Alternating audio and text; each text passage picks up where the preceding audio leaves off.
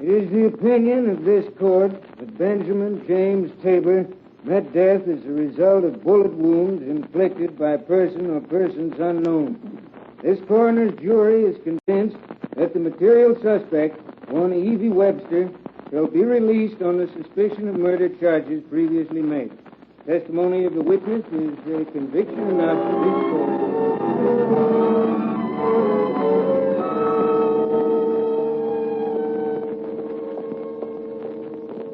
Ah, senorita. You're free now, eh? You are angry I have caused you so much trouble. You're a murderer. You murdered before the pilot. Senorita, we're partners now. Let us not talk of such things.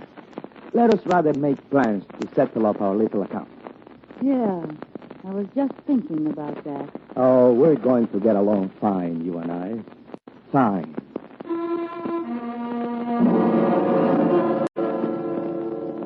Rico played his cards pretty well, but there were some things he hadn't planned on. I'd killed, then he'd killed.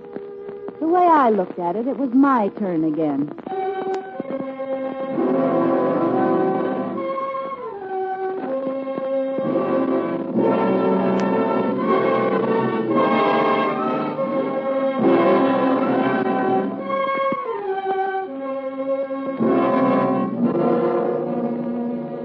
Rico made me give him all my money. He bought himself some shoes, shaving equipment, tobacco, a couple of sets of dungarees, and some shirts. I thought that maybe when he got cleaned up, he wouldn't look half bad. But all it did was make the meanness in him a lot easier to see. You keep staring at me. Why? Because I'm going to keep my eye on you night and day, Buster. I don't know how you ever got the feeling that I couldn't be trusted. Didn't I get you out of jail? Yeah, but something tells me I've been a lot safer left in. Well, when you have that money in your hand, you will feel much better. You and your friend Ben bought a boat. How did you know we had a boat? Because I have seen it. You have kept it in the harbor of Biloxi, Mississippi. It has the name Intrigue. Very funny, huh? Yeah, it's a scream.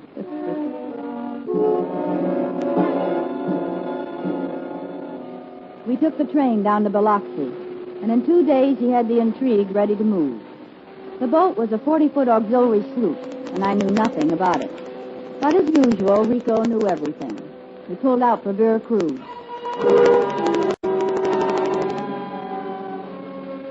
And then I knew what I had to do.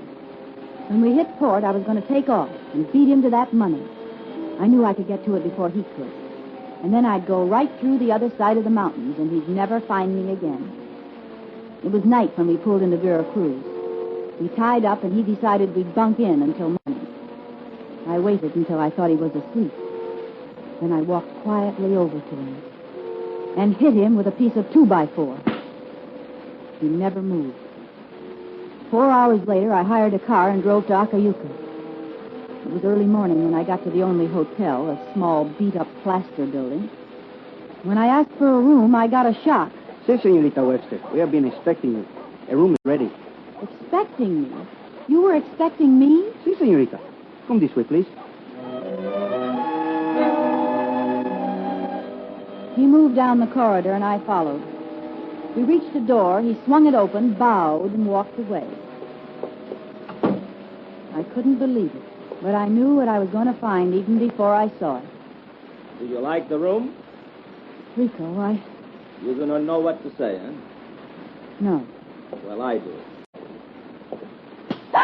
Rico! The next time you try something like that, I take care of you quick. You might have killed me. It could all have been so easy. But you had to make it hard. You're going to take all the money. That's what you want. You're a bad judge of character. You think I am the kind of man who might kill you once you show me exactly where the payroll is buried. Did you ever think I might kill you for not showing me?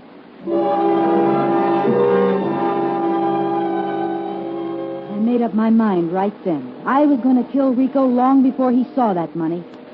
Later that day, while he was out arranging for horses, I went looking for a weapon of some kind. I'm sorry, senorita. Nowhere in Acayuco is there a small gun such as you describe. Perhaps you try Veracruz. I haven't got time. I want it now, and I'll pay anything.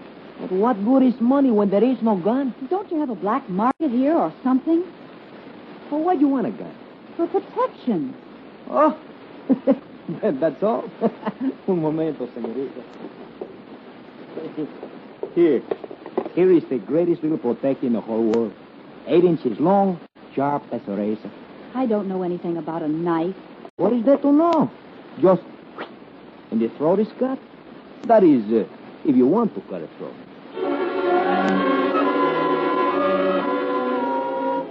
I strapped the knife to my leg under my Levi's and went to the hotel to wait for Rico. He came back late in the afternoon with horses and supplies. A group of peons watched us go, and I knew they thought we were both crazy heading into those hot brown hills. We went about 12 miles the first day and made camp. I was so nervous I couldn't eat or sleep. I was afraid to take my eyes off Rico. We made a fire and put our bedrolls on opposite sides, and I lay there half the night watching the flames slowly die out. Rico's eyes were shut. He was breathing regularly. I took the knife out and walked over to him. His head was back and his throat was completely uncovered. I started the knife downward. That is far enough with the knife. Let go of me. Isn't one murder enough? Drop it. All right, you'll break my wrist. Why do you keep doing these things all the time? I have told you what a nice guy I am, and you do not believe me. I have to sleep with one eye open. You... No tears. Oh, you're only doing what you think is best. But golly, I better be careful of you, eh?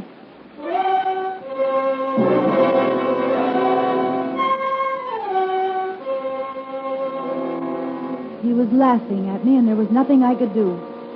For the next 3 days and nights, I didn't sleep a minute. We rode deeper and deeper into the hills. I never felt so alone and helpless in my life. I didn't speak to him, and he didn't speak to me. We just kept on hour after hour. Finally, we began to get near the ridge where Ben and I had buried the payroll. I was trembling with excitement. But Rico was too calm. Whoa there. Where are you going? Huh? Wherever you go, senorita. Show me the place you were standing when Ben and I parachuted out of the plane. Why, it was over there, on the ridge. What ridge? That one. There. You didn't see us that day. You've never been in this country before. Oh, no. Why do you say this? Because that's where we bet. Where on the ridge, senorita? Lead me to it. Pronto.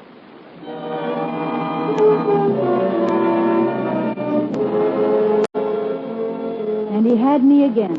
It was a trick. The whole thing, and Ben and I had fallen for it. He pulled out the gun, and I rode in front of him, leading him to the spot. When we got there, he made me go to work digging. The case was there. The money was damp, but good. Rico took a bundle of bills in his hand and looked at them long and thoughtfully. Then he turned towards me with a gun in his hand. Now, Rico, please. you know what I'm going to do? Rico, you can have all the money, but don't shoot me. Please, Rico. Shoot you, Evie. Again, you have misjudged me. I am breaking open the gun. I am throwing away the bullets. And I'm throwing the gun away in another direction. Oh, Rico. Rico, I should have believed you. I said all I wanted was half, and that's all I'm going to take. Now, don't worry. I'm not going to kill you.